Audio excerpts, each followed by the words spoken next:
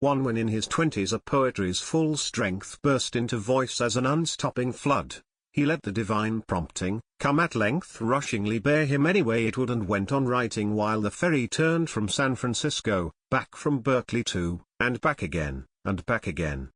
He learned you add to, you don't cancel what you do between the notebook margins his pen traveled, his own lines carrying him in a new mode to ports in which past purposes unraveled. So that, as on the ferry line he rode, whatever his first plans that night had been, the energy that rose from their confusion became the changing passage lived within while the pen wrote, and looked beyond conclusion. 240 years later, and both kidneys gone, every 8 hours, home dialysis, the habit of his restlessness stayed on exhausting him with his responsiveness after the circulations of one day in which he taught a 3-hour seminar, then gave a reading clear across the bay, and while returning from it to the car with plunging, hovering, dread-tired and unsteady down-wheeler steps, he faltered and he fell, he said later, as if I stood ready, into the strong arms of Thom Gunn. Well, the image comic, as I might have known, and generous, but it turned things round to myth. He fell across the white steps there alone,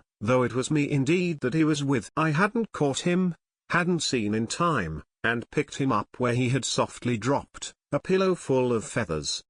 Was it a rhyme he later sought, in which he might adopt the role of H.D., broken-hipped and old, who, as she moved off from the reading stand, had stumbled on the platform but was held and steadied by another poet's hand? He was now a posthumous poet, I have said, for since his illness he had not composed, in sight of a conclusion, whose great dread was closure, his life soon to be enclosed like the sparrow's flight above the feasting friends, briefly revealed where its breast caught their light, beneath the long roof, between open ends, themselves the margins of unchanging night.